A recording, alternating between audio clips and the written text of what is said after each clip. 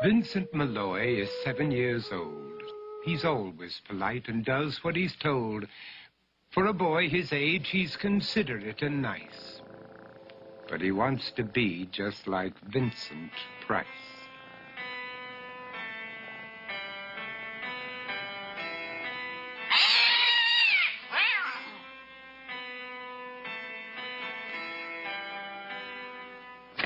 He doesn't mind living with his sister, dog, and cats, though he'd rather share a home with spiders and bats.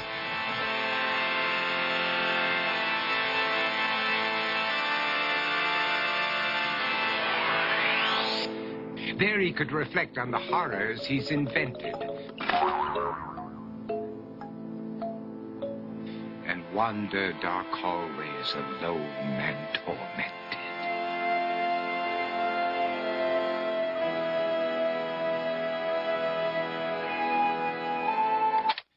Vincent is nice when his aunt comes to see him, but imagines dipping her in wax for his wax museum.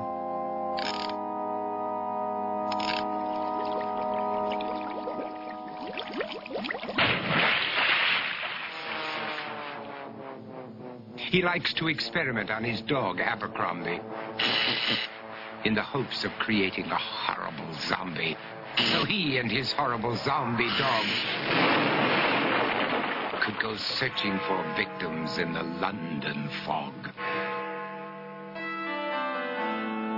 His thoughts, though, aren't only of ghoulish crime. He likes to paint and read to pass some of the time.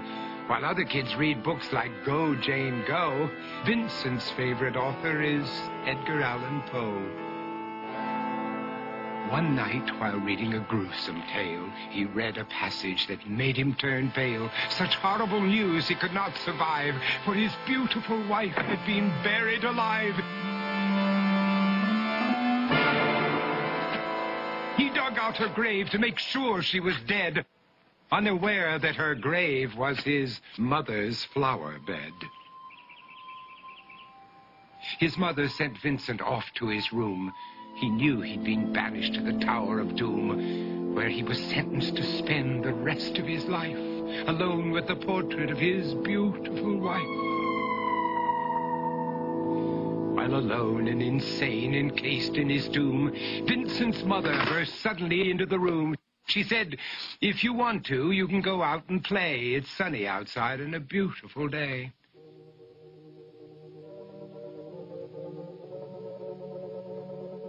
Vincent tried to talk, but he just couldn't speak. The years of isolation had made him quite weak. So he took out some paper and scrawled with a pen, "I am possessed by this house and can never leave it again." His mother said, "You're not possessed and you're not almost dead. These games that you play are all in your head.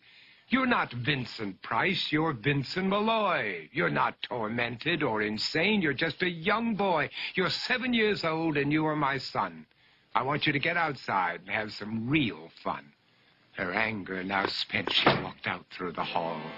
And while Vincent backed slowly against the wall, the room started to sway, to shiver and creak. His horrid insanity had reached its peak.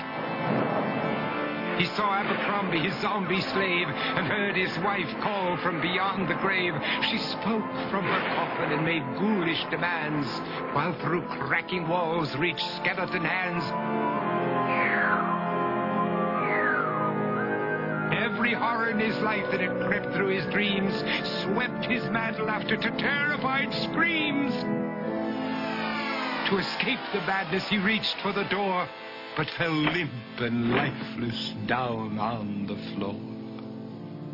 His voice was soft and very slow as he quoted The Raven from Edgar Allan Poe.